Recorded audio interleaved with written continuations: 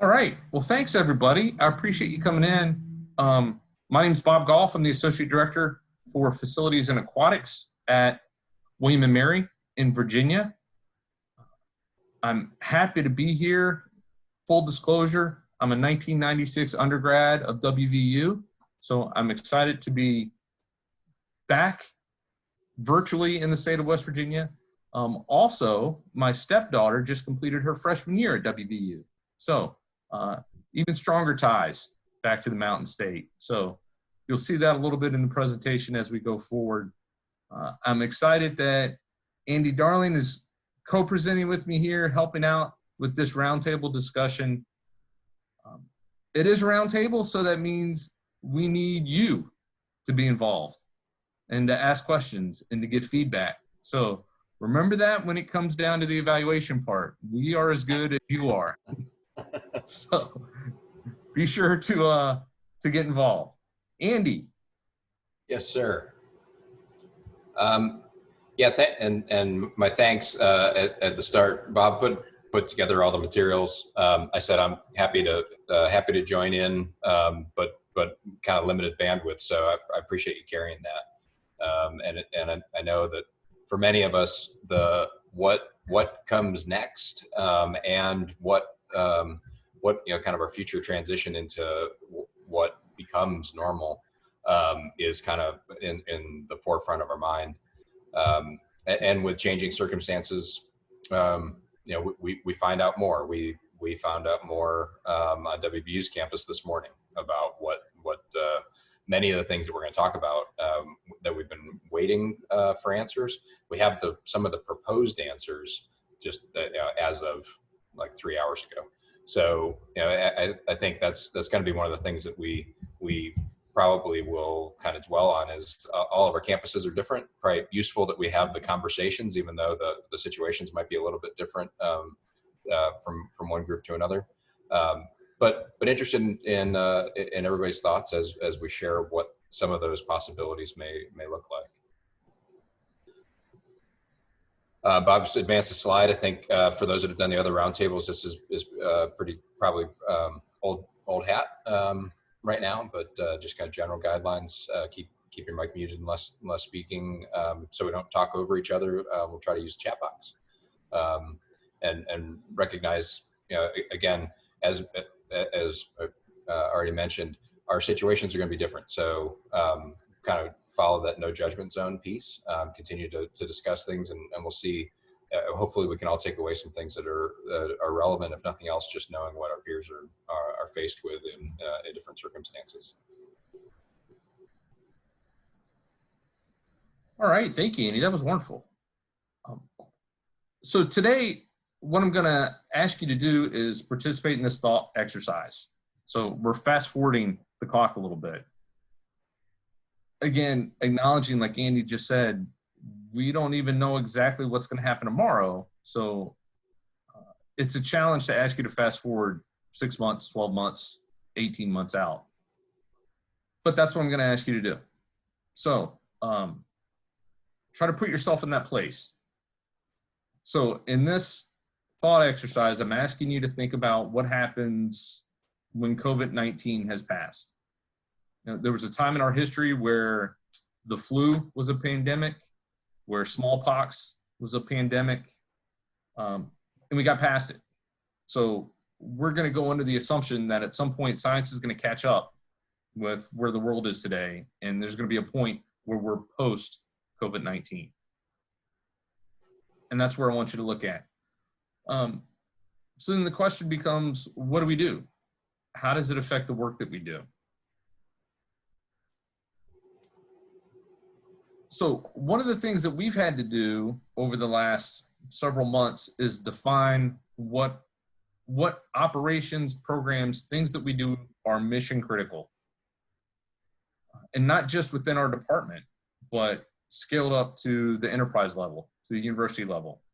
We've had to defend our programs and services as critical to the mission of our institutions. And I think a lot of us have spent a lot of time doing some soul searching and figuring out what that is and what that looks like. So It's been a useful exercise. So then the challenge comes, okay, well, what do we want to keep doing? So in this exercise, we're past COVID-19. We've made a bunch of changes. And in the real world, in our reality, that's what we're figuring out right now. What are those changes? But in the future, what changes do we want to keep? What new things do we want to add? And what are those things that we did pre-COVID-19 do we want to bring back?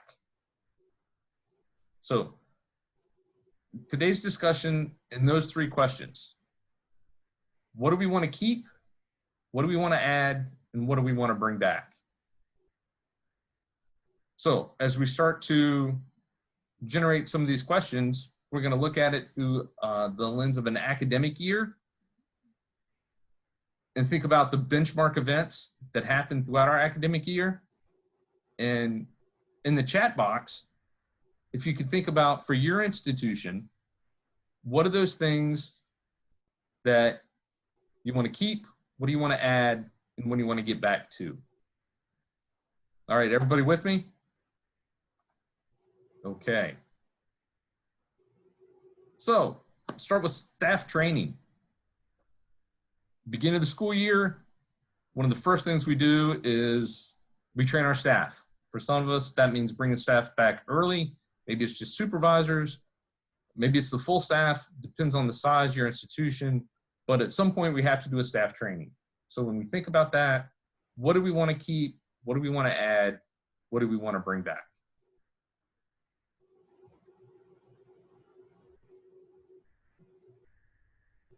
I can, as folks are adding some things into the chat, one of the conversations that we'd had for some time was, can we best utilize some of our online platform? This is all pre-COVID discussions. Can we utilize some of our online learning platforms to put some of the more dry content into that environment, and then spend our in-person time doing the things that build our team, doing the things that help to really elicit that sense of camaraderie, and especially in the fall when many of our staff have kind of spread out around the country and come back, we can start to build those pieces as the time that we spend together. I think it's kind of interesting that in many of our campuses, we talk about being experiential educators and how we really want people to learn by doing. And then as we train our staff, we tell them to sit down and shut up for 8 hours, and then are surprised that they only retain a small percentage and don't seem to really be very engaged. So that's a piece that I think has been an aspirational goal, and for a lot of campuses, it's one that we've kind of worked at in fits and starts. But I think this may be a real catalyst for us to try to refine that out of necessity.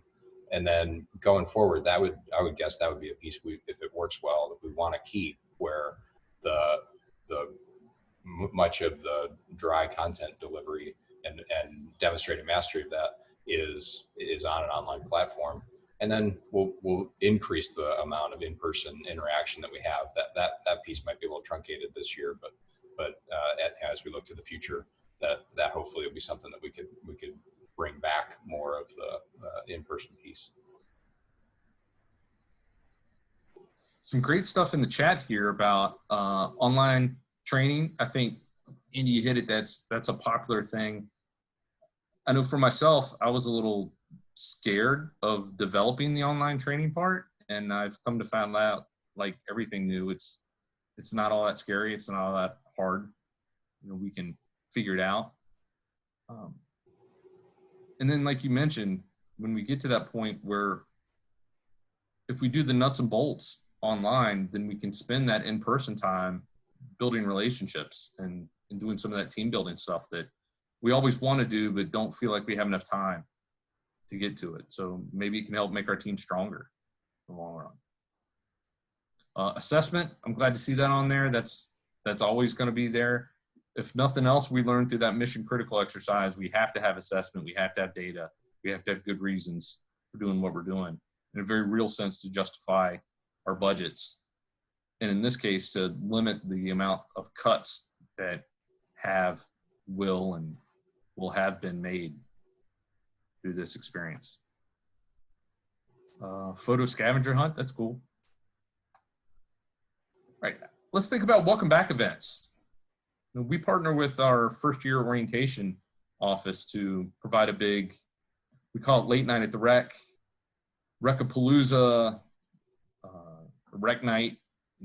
Everyone's got a version of this. So what might that look like post COVID-19?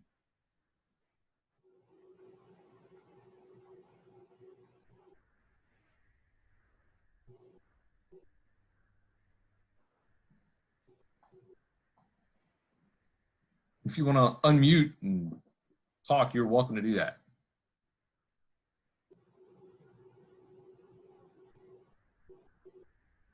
I can share a little. I mean, I know our campus rec on WVU's campus is heavily involved with the rest of student life to provide our welcome week activities.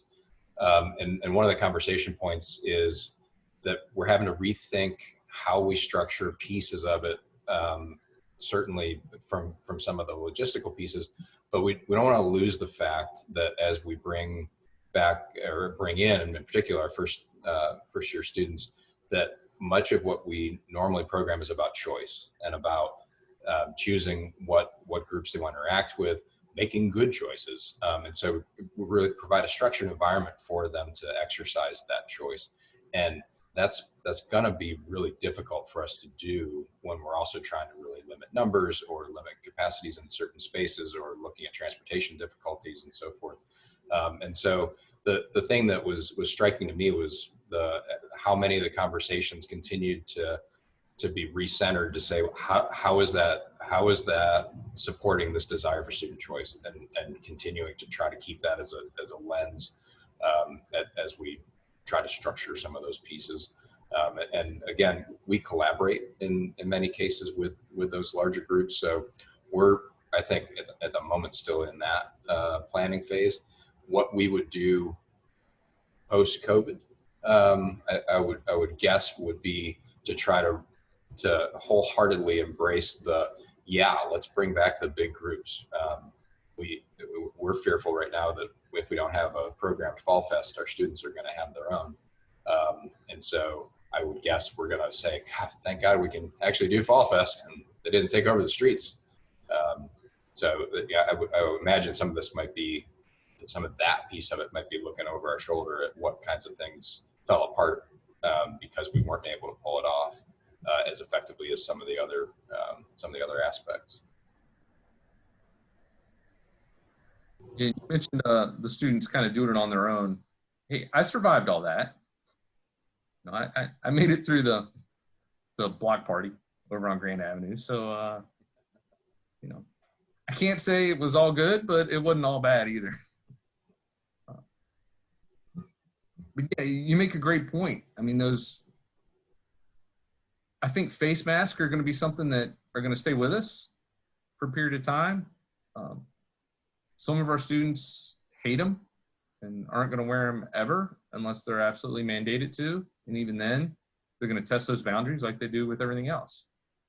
Some folks are going to accessorize them with their outfit. It's going to become part of what they wear in public. And that's cool too, whatever helps them feel safe. So we're going to have to navigate that. It's going to be one more of those things that we talk about with our participants and our employees. It's okay if somebody wants to come in wearing a mask. That's going to have to be the message. I can give some input. I'm from Fairmont State, and I'm on the welcome because all of the events take place in our building.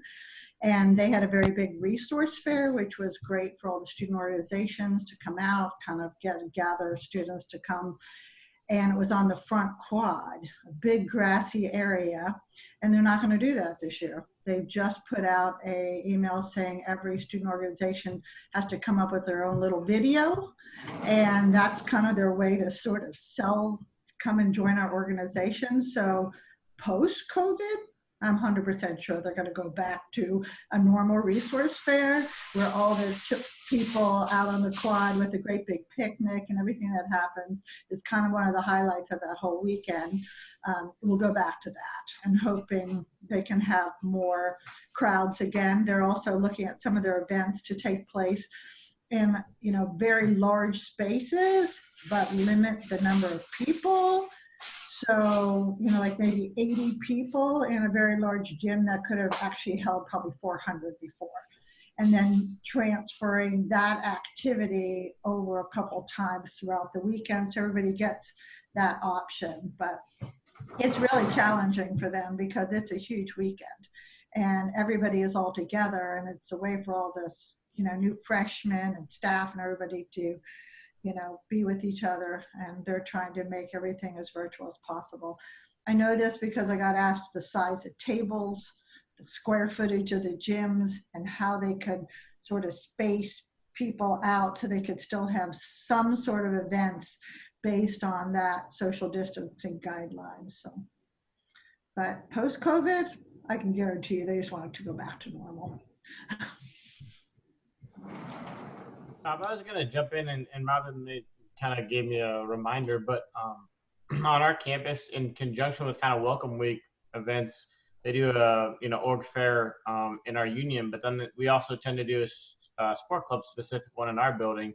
And on our campus, we are looking at an app that would be Tinder-like for student organizations. And so I think when you think about things that may go back to normal, I'm sure we'll probably go back at some point to having student org type fairs, but I think the app will stick around forever because it recognizes that not everybody's great in communication and going up to tables in an organization fair type event. And so the app will still allow more students to connect and find a group, much like a Tinder. You put all your preferences and things like that, and it will theoretically match you to a couple different groups. And then from there, you can go and reach out to them. So I think that'll be one of those, as you talked about, things that will stick.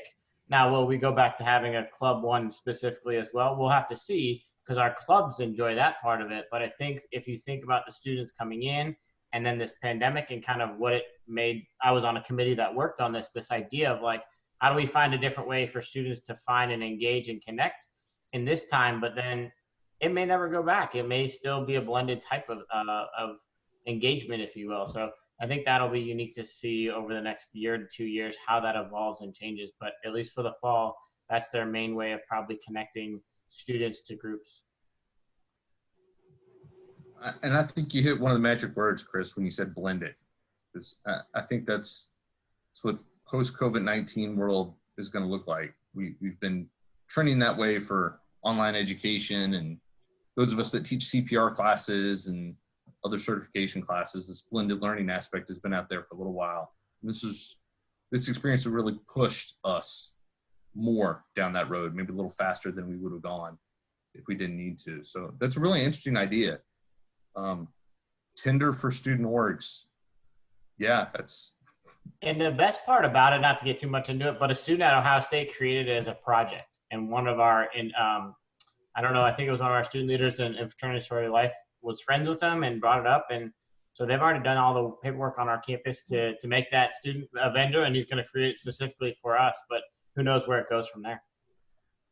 Yeah, Robin, you asked the question about that. I wouldn't be shocked if it's something that becomes customizable, or I mean, this is as Chris mentioned, a student project, but I think the commercial applications of it are probably big enough that it may become the next subscription option for folks to buy into. We can be the beta test on it, but it is exciting, and I think talking about meeting students where they are, our students certainly might be tired of doing everything via screen, but that doesn't mean that they're also not interested in interacting with the same things that are kind of a common touch point in terms of some of their social contact. They're never tired of being on their phone. So they always have their phone. Well, that's maybe the advantage of a large college where you have, 30,000 students and they are kind of working on that kind of stuff. But I hope it That's a great idea. I think here they're just trying to figure out what they can do virtually, you know. So I am an advisor for two different organizations.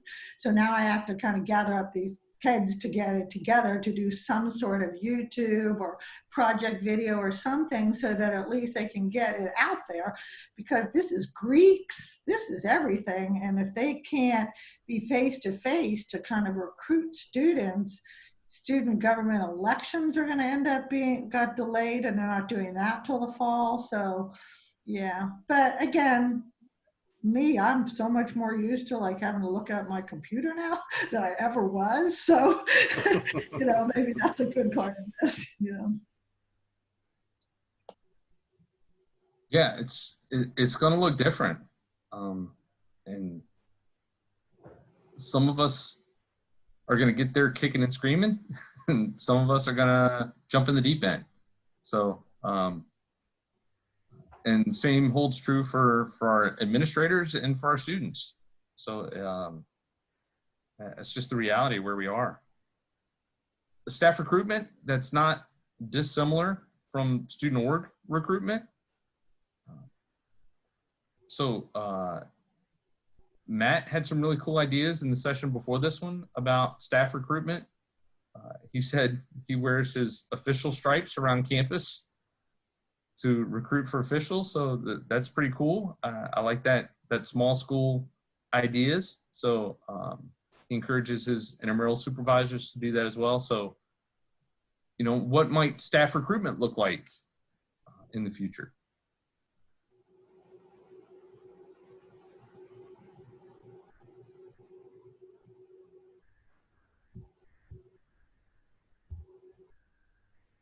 I guess in the context of going back to what we have done, what we've migrated to for the most part is doing a lot of hiring in the spring in preparation, in some cases for summer, but then also getting ready for fall.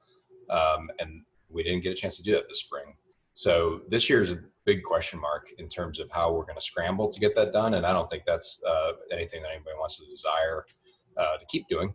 So we'll hopefully be going back to the same time frame.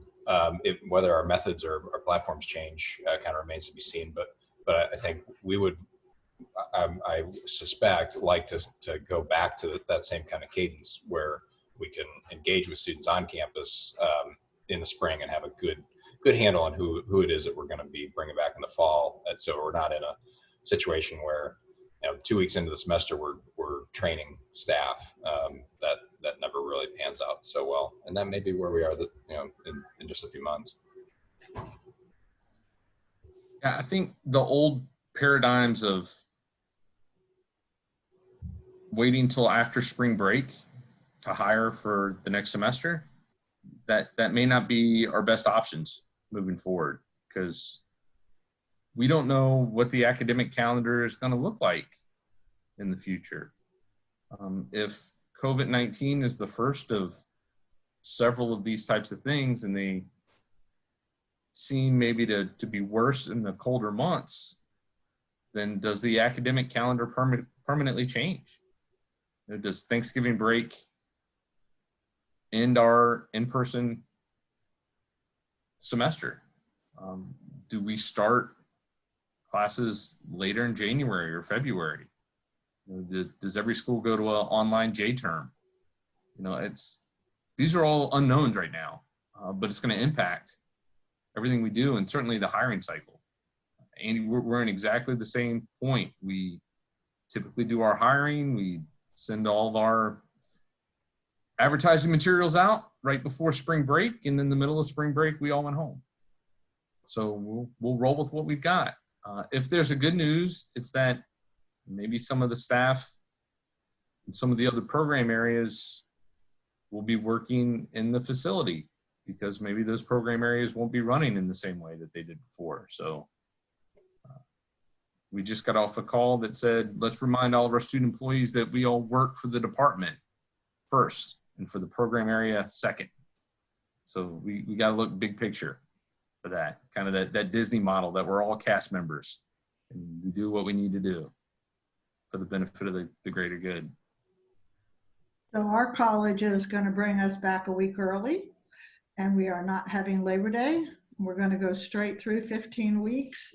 We're going to end before the Thanksgiving break, and that's for the fall. And I think that's because they just want all the students to go home and be gone for a while and not worry about coming back, because typically they come back and then they do their finals and stuff like that. So that's one thing they're doing. We are in constant flux. I thought we were going to open up at the beginning of July, but we're not now. And quite honestly, I'm a little relieved because I was panicking. I mean, we're a couple weeks out here, and so much that we are going by is going to come from our upper administration, COOP team, and blah, blah, blah. So we still don't know when, which is nerve-wracking. We don't exactly know when we're going to open this facility. And like I said earlier, we're multifunctional, so we have all these retails and food things, and they need to get prepared. And it's been challenging, the unknown. We know what we need to do to get, ready in what areas and stuff, but we are completely under somebody else's decision as to when the doors open up. So, which is totally different than in the past. So I think one thing too with, sorry, Andy, with staff, at least in the initial return back, is with a lot of campuses, and maybe even more so in small versus larger, but I'm sure a lot of campuses might feel this, is with budgetary restrictions that you might be limited on student staff. They might cut back on the amount of student staff you have, so that could impact how you are recruiting staff in this very near future for this fall, and maybe looking at how can we repurpose staff. I think, Bob, maybe you kind of mentioned it with your comment that you work for the department, not the program. So how can you take staff that are already on board and maybe utilize them take them from an area that might not be getting use when we come back in the fall, but then say, hey, we're going to retrain you and put you here for now. And then maybe staff recruitment is kind of not as much of an issue right in the meantime because of other issues. And that's something that you're looking later down the line as how do we maybe adjust that and go into like Stephanie's comment, which I think is a good idea about how to utilize social media and those avenues for way to recruit staff and things farther down the line is how do we adjust our staff recruitment, because the means might not be there right now to recruit new staff. We have to figure out ways to utilize what we have just to make it work based on budgets or shortcomings within programs. Yeah, so what I'm hearing is I think maybe a common thread through some of the things that we've talked about is taking these necessary adjustments that we have right now and taking the best of those and combining it with what we liked about how we used to do it. So adding the social media, adding that type of recruitment, meeting them where they are. To Robin's point, they're on their phone. We can reach them there. And when we're allowed to, reintroduce that face-to-face in whatever way that's got to look like, whether that's physically distant or in small groups in a large space or whatever that might be. But combining those things together and coming up with what will be our new normal moving forward. So if you had new normal on your COVID-19 bingo card, you can check that box. Hey, Bob, this is Sandra from WVU. I think really that we need to be given an opportunity to actually practice some of the things that we have in our planning phases, because that will really kind of shape the things that we'll maybe continue to do or that we need to kind of pivot. So I know that's kind of scary to kind of know, like, what does that mean? We've got some, some really good plans. However, what does that mean for staffing? Are they going to show up? What does that mean for hours of operation? So I think really just bottom line, getting an opportunity to practice some of the things that we've planned will be the key. Yeah, that's a really important message, Sandra. Thank you. That's a message of hope, right? We're going to get a chance to practice this stuff and we'll refine it and we'll make it better. We are nothing if not resilient and adaptable as an industry. That's what we do in Campus Rec. And that's what we're really good at coaching our student employees to do. Every one of us is here because we're resilient. Right? You can't work the type of hours and do the type of programming we do if you're not resilient. So that really plays to our strengths. Thank you for that, Sandra. We touched a little bit about breaks. Fall break, Thanksgiving break, winter break. Maybe we've offered some hours in the past. Maybe we had students that stayed in town. Moving forward, again, we don't know. I know Robin said that she just found out, and the WVU released their academic schedule for the fall this week. I know it was sent to me by my stepdaughter, and I read it over. So I think William & Mary is going to be releasing ours early next week. So that information is coming out soon. It's kind of like a hurry up and wait situation, but once a handful of schools start doing it, then all of them are going to get out there. They're all still recruiting and trying to get those new freshmen coming in. So there's a little bit of keeping up with the Joneses there on the upper administration side. That might affect post-COVID-19 what we do with our building operations and programs. Are students going to be here after Thanksgiving moving forward? Is there going to be a fall break? What might that look like? So we focused a lot on operations, but this is where those operations and programming bump into each other. Right? It's hard to do programs if nobody's around. We figured that out now with a lot of virtual programming over the last 3 months. Do we keep doing that? What might that look like? So thinking about that virtual programming piece, what are you doing now? What do you like? What do you want to keep doing? And what do you want to add to it?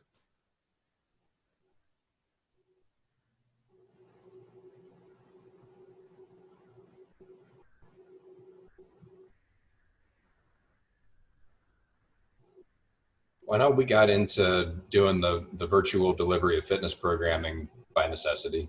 And we've gotten some good positive response from folks. And some of the things that were striking were comments about, particularly on WVU's campus, we're geographically spread out. And so some of our feedback, interestingly, has been, you know what, I never took part in a group fitness class because I couldn't get to the rec. This is great that you're offering this programming. Are you going to keep doing it?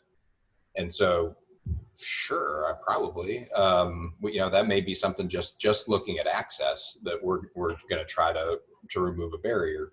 And so I would think that may be something that we say, yeah, maybe we're going to scale back on how much is offered remotely, but we're probably going to continue to have some type of remote delivery option. And maybe we'll ramp it up as the cadence of semesters ebbs and flows. As you mentioned, Bob, we may be in this period where the winter break is 3 months long on a regular basis for the next few years. If that's the case, as we talk about healthy lifestyles, we're not going to say, go just enjoy your holidays and we'll see you in February. So I would imagine that we would probably try to continue to intentionally program that way. And continue to do delivery for our fitness programming. But yeah, I would think that we'll continue to expand those pieces where we try to do the social connected opportunities for social connections. We've done a few of those.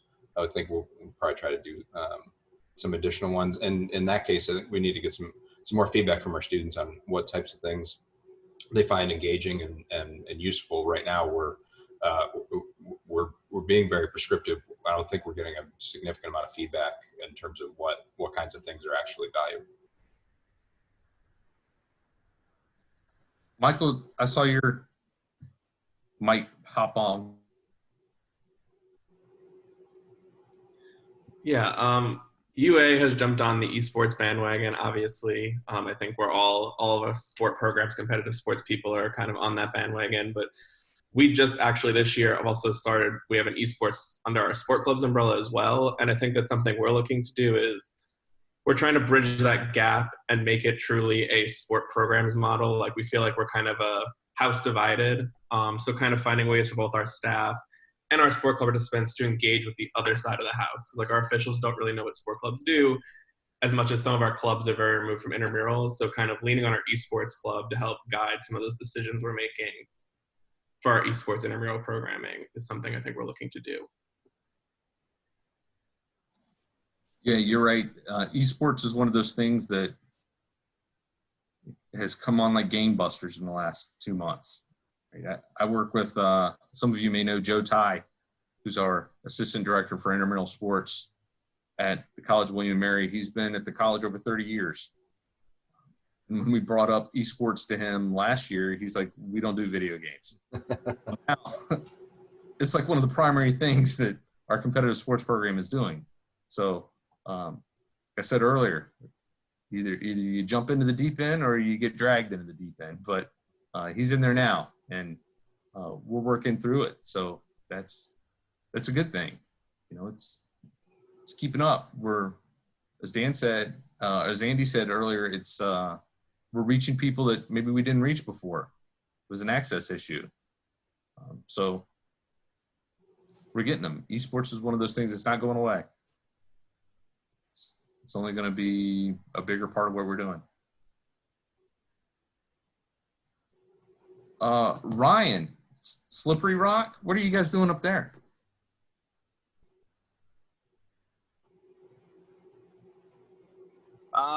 Right now, we are kind of in a holding pattern. Our county's going into the green phase, as the gentleman from Duquesne said earlier, but a lot of it's just planning, but we're also kind of giving ourselves the benefit of the doubt as far as not overdoing it, because we don't know what the heck's going on yet. But we do know that our university president is very, he's going to be very cautious on us reopening too soon. So our rec center won't open until the university itself opens, which will probably not be until well into August. So gives us a little bit of leeway to say, hey, look, West Virginia has been open for a month now. How's everything going with their rec centers? But as far as what we're doing our staff is doing, we've all been assigned to different collaborative teams with other student affairs employees. I know one of the folks on this call already said something to the effect of, you work for the department, not for the program area. And that's kind of how we've been taught. We still are campus rec employees, but right now we're student affair employees first. So that's our priority: outreach to students, student engagement, and utilizing our rec programs to do that. But it's more about just keeping students engaged and keeping them connected to Slippery Rock, to kind of ensure retention, that when all this stuff is said and done, that those students are still Slippery Rock students. Nice. Thank you for sharing that. Mm-hmm. So now, as you guys see, I'm not above calling people out. So please feel free to jump in and share an opinion. I see a couple names out there. You know who you are. Yeah, Robin. Yeah, so I was hoping Spencer was on, but I didn't see him because he does a lot of our programming for us, and he had this great big plan, and it's all laid out, and we were looking at it, and we're like, we'll make a column, and every one of those programs you decide if it can be done virtually, and be prepared. So he's great. He's so creative. He has lots of new different ideas, but like if they really are constrained with the social distancing and how many people in an event, a lot of them aren't going to work. So, that's where we're at. Look at all these ideas that you have for the fall and then make a column. Can you do it virtually? And then start figuring out if you can or can't. So less is okay. That's kind of what our approach is as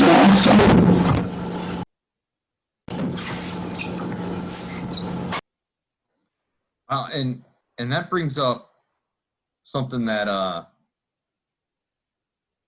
as a middle manager and as a programmer and associate director, this is my plea to those of you that have the director title. And I know you know this already, but in our industry, we have so long defined ourselves by numbers. How many people, how many teams, how many students did we reach? And we've all identified that we also need to and should be dealing more with the quality of those programs. Well, now with physical distancing, that pushes that to the forefront.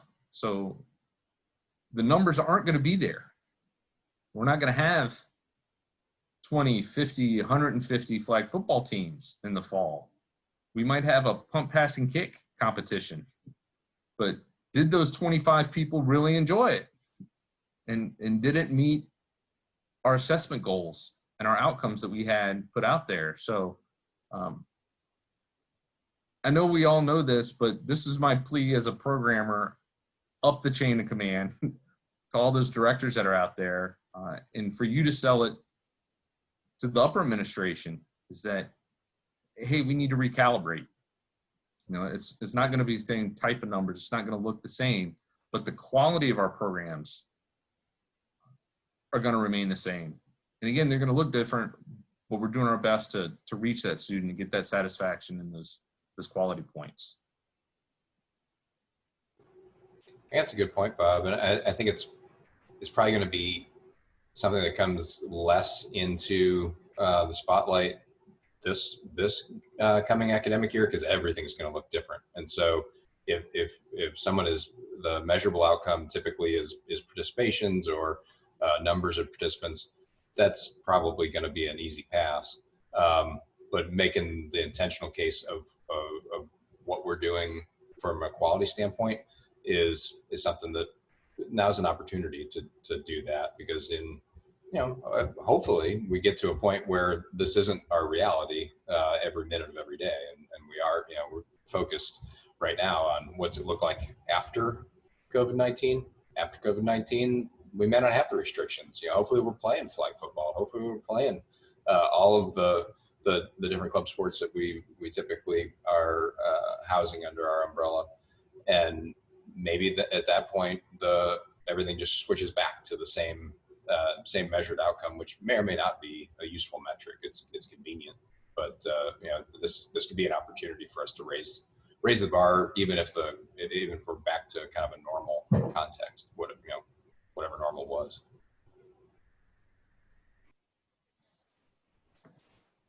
So then looking, again, following the academic calendar, moving toward winter break, and how many people are going to be hanging around. It kind of depends on the nature of your town, the number of your students. For us, Williamsburg, while it's a great vacation town for the whole family to come and explore Colonial Williamsburg and Busch Gardens and water country and that type of thing, it's not a huge draw for our students during breaks, even pre-COVID-19. We're not a big town. We don't have a lot of people that just hang out in Williamsburg. They go home, wherever that might be, or maybe go to your towns because it's more fun than hanging out in Williamsburg. So break times, we touched on it. It might be parents are asking students to come home to get away from the large crowds. Or it could be that students have been cooped up and want to get back together and headed to those big destination spots. So that could be an impact, just something to look toward. Again, whatever our academic calendars end up looking like is going to play a big effect on that. Andy mentioned it before. Is it a month or is it 3 months for winter break? We don't know, but we'll certainly have to figure that out and adjust our operating hours and program activities for that. Yeah, we've been told WVU will not have a spring break. We'll do a delayed start, no spring break, finish on time. One of the wrinkles there is that by, I don't know, edict, code, something, spring break has been set such that it will always encompass St. Patrick's Day. That's not going to happen this year. So I suspect that'll be another one of those things where we're like, God, good Lord, we need to have spring break because look what happened last year. So I would guess that, again, looking at what kinds of things we want to bring back for a lot of reasons, I know that I have to assume that that'll be part of our future landscape, if for no other reason than because we want St. Patrick's Day to happen someplace else. Right. Is anybody on the call here from Savannah School of Art and Design? Because I know a lot of our students head down there. So we kind of push that problem off on those other areas. New Orleans, Savannah, those larger cities down there. Yeah, that's a great point. When we do get back in the spring, January, February, whenever that might be, we're still going to have those New Year's resolutions, folks. So if your building is like mine, we see an uptick. We see a lot more people in there. So that might be a time where we roll out some more of those virtual classes. So we can reach them, still provide that service, but maybe try to de-densify a little bit the crowds in our building. That's probably a good idea forever, and we just never did it. But now's a good excuse. It's an opportunity, like you said, for us to reach those folks. So any thoughts about the beginning of a new year? How do we reach those New Year's resolution folks?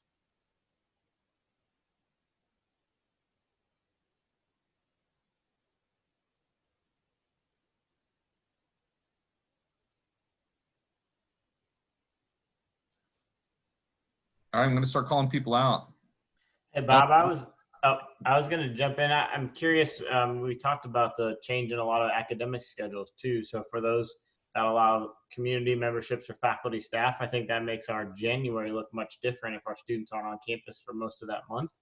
And then how does that play into those people that are seeking to do a lot of New Year's resolutions and they have access to most of your facility with limited student interaction, and then all of a sudden the students do come back. And so if you've gotten a lot of new members in that early spring semester into January, and then all of a sudden the students come back, I know we do basically a specialized program for our faculty staff during that time to encourage them to come use the facility when students aren't there. So for us, that'll be a great test, quote unquote, for a longer period of time to get new members. But I'm curious to see what that looks like. I don't think in general, fall or spring, our students are going to be less eager to come back. I think they're going to come back and want to be in the facility, but that may deter some of our non-student users, depending on what that looks like, especially if there is a second outbreak in December or January. I'm not a fitness or a facility person by any means, but I wonder if there are ways to promote more wellness or well-being types of New Year's resolutions than being in the building, not as a way to discourage people from coming in there, but I know there are certain peak hours of the building. So are there ways to spread out your New Year's resolutions throughout the day or throughout the week rather than everyone come to the building at one time? And if that's a place for us to be able to help facilitate or start those conversations, put those ideas in people's head, just trying to think out of the box. That's a great point, Steph. And one of the things that I think we've all gotten kind of jaded, and we talk about, it's crowded because the next 2 weeks, everybody's still got that perception of more time and New Year's resolution, but don't worry because it never lasts.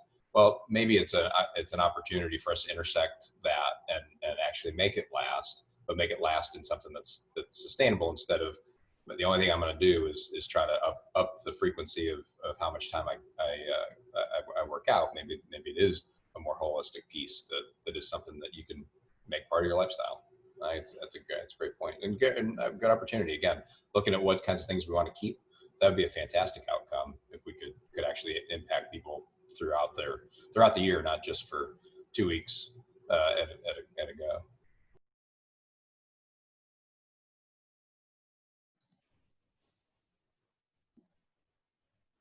So we've talked about some breaks.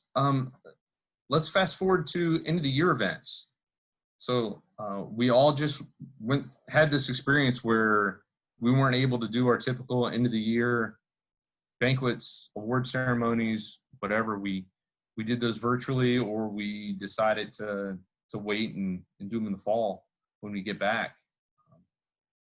So was there anything that you liked about that process? Was there anything that you want to keep about this end of the year that we just did? Or what do we want to bring back from last year and combine these things?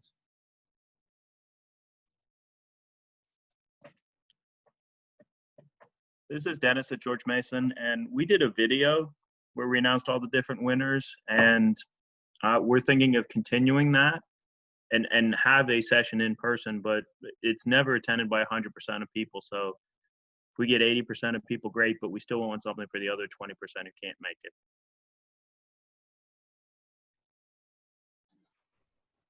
Yeah, I think that's a great adaptation, Dennis. Those end of the year videos, sometimes we kind of make a slideshow and then show it during the event, but having to do it all online, we did a similar thing. We've got some folks on our staff that now know how to edit videos that didn't know how to do that before. So that's a skill that they've picked up and are just getting better and better at it. So like you, I think we've decided we're going to continue to do that in the future. And we after the in-person thing. Yeah, we also had a video for the seniors, which was very nice, and same premise. You know, if only 80% can make it, we still want the other 20% to be thanked for what they did for us. Awesome, thank you for that. Any other ideas about end of the year sport club type events? So what we did this year, each, so like your supervisor, what nominated you, we actually made like a separate video with the nominations. Then we did kind of like a week and a half series through our staff alumni page on Facebook. So my supervisor actually brought me to tears with her video. And it was just kind of nice to see, like, and kind of listed like, this is the employee, this is what they're being recognized for, this is what they're being nominated for, and then this is why.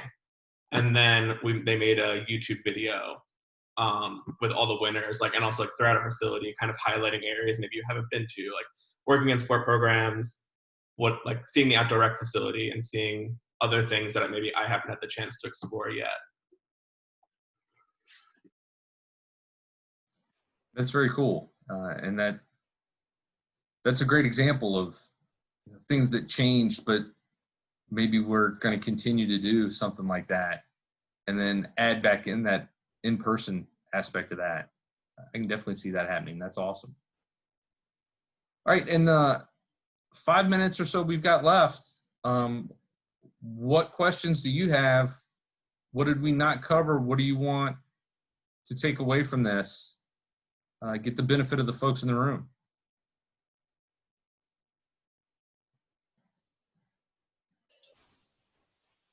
I feel like a lot of the conversations lately have been surrounding how do we get back to normal, or how do we make adaptations to things that are normal. So I know I've been challenging myself lately to think about things that aren't normal that we can do, and really using this as a time to adapt, knowing, for example, I don't know, flag football is a staple. It's something we stick with. Well, who is this reaching? What are groups it's not reaching, and things like that. So just trying to figure out, while there are a lot of things that we're doing right, what are some barriers to those things that are happening, and how can we find other programming to meet that? Just really trying to think outside of the box. So while it's definitely a bummer and put everything on pause, I think it's a really good time to change and to adapt.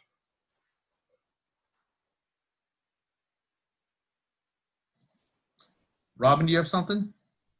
I'm reading about WU, sorry, Andy, because you said that, and it says that all students, faculty, and staff have to be tested before coming back to campus.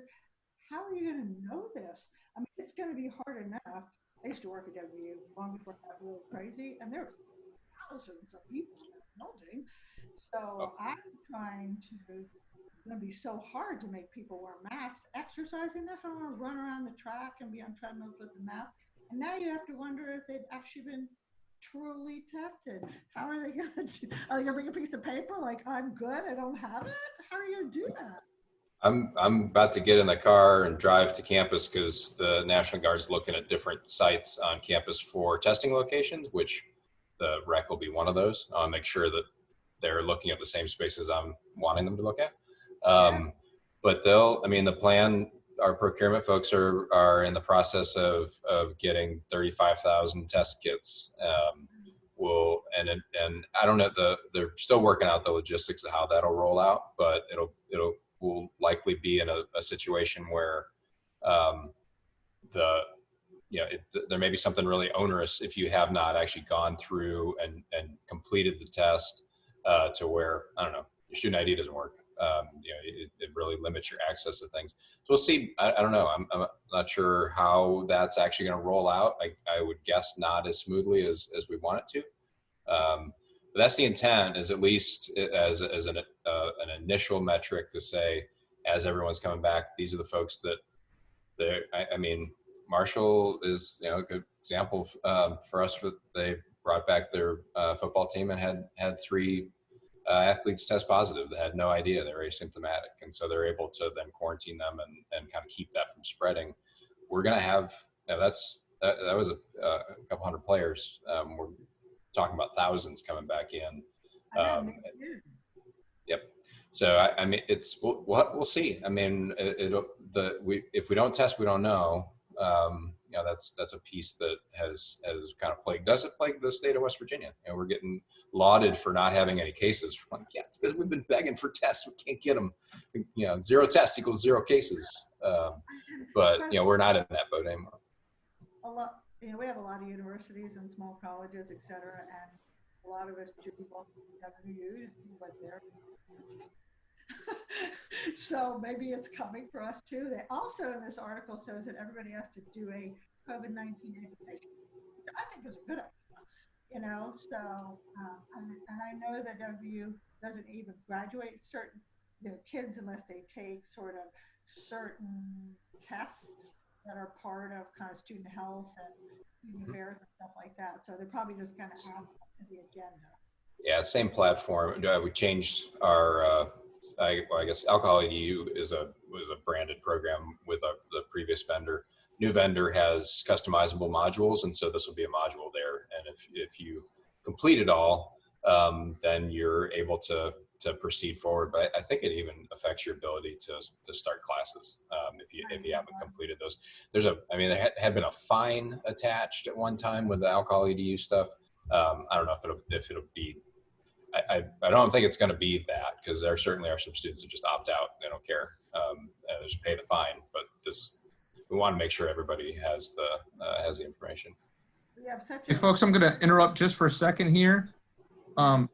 Before we wrap up and get to the top of the hour, Phil's got something that he wants to say. So we'll let Phil make his announcement, and then we can continue the discussion for folks who want to stay on.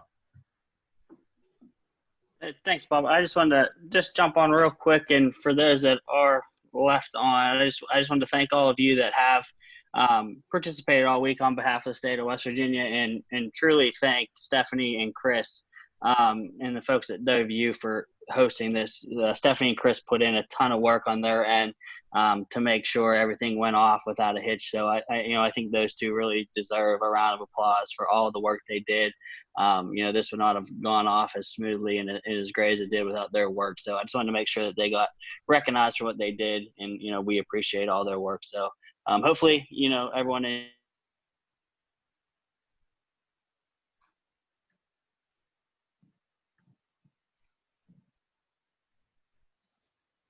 Phil, it looks like you froze up right there at the end.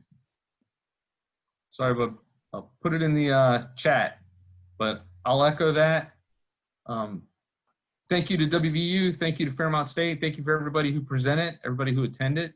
It's been great. Thank you for allowing me to jump back in to the Mountain State for a little bit and participate. It's been fun. I shared with some of you that I was the state student rep back in like 93, 94. I also was 100% of the student membership in 93, 94. So it's grown a lot. These other colleges has been really nice, because typically, when it's at WVU or even at it was like just 3 colleges. Now we saw more when we went to Marshall last year because they're right around the cusp of Ohio, but it has been a real positive to me to have all of these other colleges that aren't even really, anywhere near coming physically to WVU for this conference. So I think we should look at some hybrid in the future like this to have more engagement. I do.